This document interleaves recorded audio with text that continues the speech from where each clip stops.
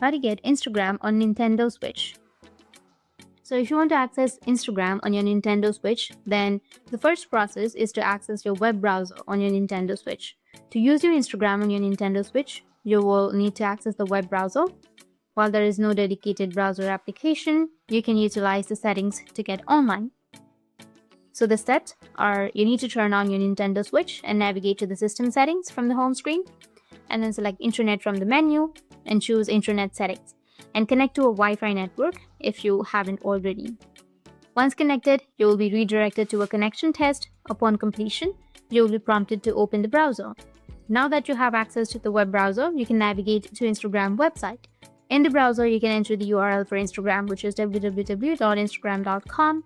Log in with your existing account or create a new account if you do not have one. Once logged in, you will have access to your feed, direct messages, and other Instagram features. That's it, and if you have any questions, feel free to comment below. Thanks for watching.